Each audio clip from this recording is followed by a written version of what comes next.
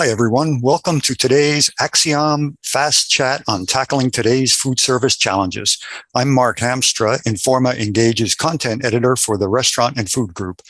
Joining me today is Joyce Turner, Industry Managing Director, CPG, Manufacturing and Retail Food at Acxiom. Welcome, Joyce, and thank you for joining us. Thank you so much, Mark. I'm excited to be here today. Terrific. Now, obviously, the restaurant industry has gone through tremendous upheaval during the last couple of years, and many operators are still struggling to recover. They're facing supply chain issues, ingredient cost inflation, a tight labor market, and that's not even to mention the basic challenges around driving traffic for both on and off-premises dining. So can you talk a little bit about how restaurants can best encourage on-site dining? On-site dining, I think the first part is it's good to know if you're a restaurateur that people want experience, right? I think most of us are over being locked up in the house and look forward to all of the amazing experiences that we've had in dining outlets, right? So when you think about food and family and friendships and celebrations, I think the first thing is that it's an easy story to remind most of us who want to get out of the house anyway of the great times that we've had at their establishment. So I think the first part is we just need to remind everyone what a great opportunity it is to break bread, to share with each other, and to converse in person. That's a different experience that we haven't had an opportunity to do at large scale over the last couple of years. And most diners are excited to get back into restaurants and resume what looks a little bit more like pre-COVID times, right? Normalcy that was pre-COVID, right? We created the new normal with COVID, but the pre-COVID normal, most of us are dying to get back to. That's a good point about this sort of pent-up demand for experiences and company and conversation with our fellow humans. It's just so important, and restaurants play such a big role in that. But another aspect of the industry that has emerged during the pandemic is the off-premises dining. So can you talk a little bit about what are the challenges and the opportunities that food delivery has for restaurants? Absolutely. You know, one of the things that is normal in business is the foundation of our success can also become the foundation of our failure if we're not paying attention to shifting horizons and changes in consumer behavior. I don't know of a single brand, right? So if I put restaurants aside for a moment, I don't know of a single brand who doesn't understand that making a consumer's life easier is part of what almost every consumer family is looking to have happen as they connect with brands. So when I look at that in pre-COVID terms, even for restaurants, I think that it can be easy, a little bit easy to get embedded with the way that you've operated a long time and not migrate with the shift in sands. So when I look at restaurants, the reality is there are going to be times when I just want to sit on my couch and let it all come to me, where I don't have to do anything other than hit a few buttons on my smart device, whatever that smart device might be, right? So there are times when that's the easiest thing for me. All brands, restaurants in particular, need to embrace that as just the new normal. There will be part of the ecosystem going forward. I just don't see that changing. Now, how do you embrace that and still service your customers and new model? I think all restaurants have to relook at how they understand me, how they understand my household, and how they understand all of the other dining households so that you can create an ecosystem. And you have to reimagine the ecosystem. You need to create a new ecosystem that embraces the shifting landscape of the customer. And as long as you do that and you do that consistently, you don't get kind of caught, afraid to move, afraid to change something in the way that you engage, then you'll be fine. And that's the advice I would give to any restaurant. Embrace the new. But if you do what I would say all brands need to do it is accept that there's a inherent laziness in some of our behaviors that are long-standing, and the more that you ride beside that, the better you're going to be positioned to service your customers long term. Delivery just want to be part of the ecosystem. Then once you accept that, it's a matter of how you integrate delivery and ease of access into your normal way of operating. That is a new mandate. It was coming. COVID accelerated it, but it was already there. And the work now is to catch up and then get into a position to continue to evolve with that shifting landscape. Mm-hmm. Yeah, and you're right about these new habits that were picked up during the pandemic, and they have some staying power. So, and I know that in addition to problem, though, potentially for restaurants, in that you get disconnected from your customer.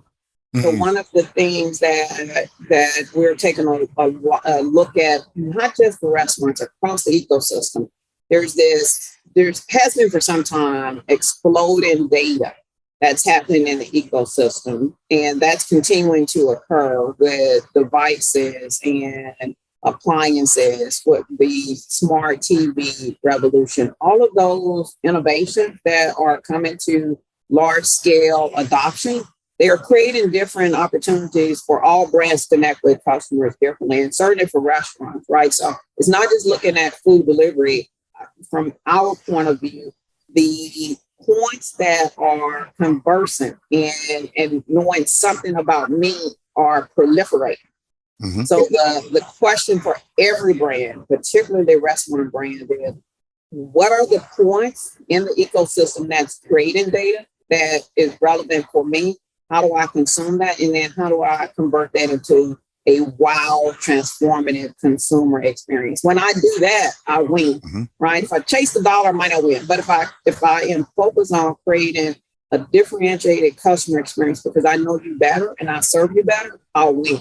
And that would be the advice I give to every restaurant. There certainly is a delivery aspect that's new in their ecosystem, and the dining behaviors are different, but consumer touch points are also modified, and the appliances and the way that data proliferates in the ecosystem is changing. It's time to pay attention to all of that, because you don't want another COVID event to be the catalyst for you then transforming your organization. That has to just be continuous, digitally enabled, and change is a must. No one can expect to thrive and not be prepared to consume the critical points of information that I will willingly and knowingly provide back to brands so that they can serve me better. So that would be, in my opinion, the new mandate for restaurants is get in a position to evolve with this landscape. The pace of the change is accelerating. The more that you prepare your organization to evolve and change, the better off that you'll be. Well, terrific. That's a great way to sum it up. But just to shift gears a little bit, I know that in addition to your background in technology and business, you also have a lot of experience in HR. So in today's tight labor market, how can restaurant operators best approach the challenges around recruitment and retention? It's interesting, right? In the same way that I mentioned that a lot of restaurants have become comfortable, and not just restaurants, it's a business issue. You become comfortable with your past success being the basis for your action for future success. And it's the same with people. Change is hard. Change is incredibly hard for most people. And the opportunities for long-standing employees change overnight, not because they requested the change, it was because the change was forced upon them.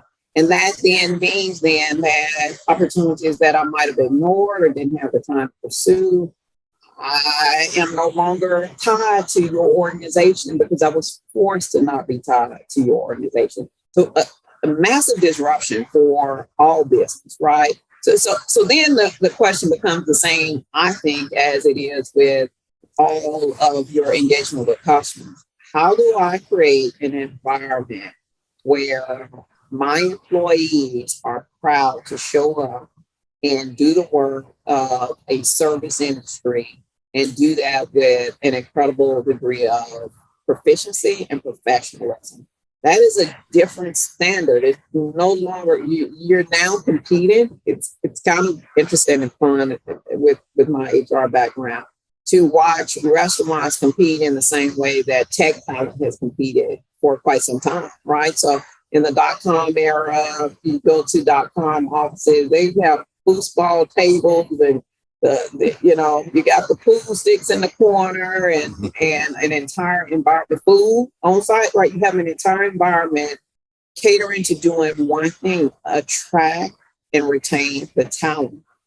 The good news for restaurants is they're modeled all around. They don't have to create them from scratch. There are plenty, particularly in the tech sector, there are plenty of actions that companies have taken in tight labor markets to grow, retain, and attract a wonderful employee base. I think restaurants are in the same space. There's not enough. It's costing them business. I have in any brick and mortar business, which most restaurants are, the ability to have that establishment return the pace of dollars because of the overhead associated with that establishment, the cost of the land, the taxes, the electricity, the heat, the lights, the people who cook the food. Everything that's happening there is all overhead. So it's then a pace issue. So to the degree that you cannot staff each one of your establishments to max capacity, that's an opportunity cost that is real. Right. So restaurants are in the same place that many have been for a long time. You're rethinking how you want to grow, retain, and attract talent is a mandate. And the good news is, again, there are a lot of models of others who've done this and done this successfully that you can tap into to find a mechanism that works for you. It is possible. Can you perhaps flow back into your normal pre-COVID ways of operating? Not likely. And it's not unlike other businesses who found themselves in similar types of tight labor markets. You have to create a differentiated experience for your employees, one so good that they are reluctant to leave and rarely leave. That's a house standard for all brands. And it's particularly important for restaurants because of the upheaval that got created with everyone taking another look at what's important to them as people. Well, terrific. That's a great answer, and I think you're right. It's so much about the experience that not only the customers have, but the employees have at the restaurant. So, shifting back to marketing again, how can restaurants best measure marketing effectiveness with the proliferation of channels and the degradation of consumer data tracking mechanisms, such as the loss of cookies and the loss of device tracking? Those are so important now to marketers. What's interesting to me is, from where I sit, most restaurants, very few, if any, have been good at really connecting with customers on a person or household level. The POS for most, or point of sale for most, is an opportunity to collect the payment for the services delivered, right? The food and the services delivered. It was never designed in most restaurant operations to be a mechanism for me to understand the customer. And in most retail operations outside of restaurant, or a lot of traditional retail operations, point of sale is an opportunity to build loyalty. You just think of the types of offers you get now at a retail outlet. Do you want me to email your receipt? Right? That's an opportunity that's normal in a lot of retail operations. Today, Ms. Turner, we have an opportunity for a 12-month 0% offer on the table for you for this major appliance purchase. Would you like to take that offer today? That's pretty normal in other retail establishments. So the cues are there. When we're looking at restaurant transformation now, we're looking at the the mechanisms that other retailers have utilized for, in some situations, decades, to connect meaningfully with customers to enable that customer to make a purchase. So the credit offers are normal, receipt differences are normal, loyalty programs are normal. I show up at the cash register, oh, you have a coupon pending here for 15, 20% off. Does that happen in the restaurant ecosystem? I don't see it. And so the low-hanging fruit is create an opportunity to collect the information, again, voluntarily offered by your dining population. Every interaction has to become some meaningful experience that can then create the next meaningful experience. And to the degree that you choose not to do that or aren't in a position to do that, you just will not service customers in the way that you have the opportunity to do. And again, those models exist. So it's not like you're paving new territory or paving new ground. The work is who's doing this well, who's the leader in the industry in being able to convert an experience at point of sale into the next experience. Who does that well? Let me use them as my case study to go transform the way I choose to engage with my customers. And most of the time when you go do that, you win. The good news is none of them have to go pay those roads and those learnings, pay for those learnings because they already pre-exist in the ecosystem. Oh, terrific! That's a great summary of the marketing opportunities out there that restaurants have. So, thank you for your insights, Joyce, and thank you everyone for joining us for this Acxiom Fast Chat on tackling today's food service challenges. Please join us at Informa Engage for additional Fast Chat discussions. Thank you for having me. I look forward to the next time. Terrific.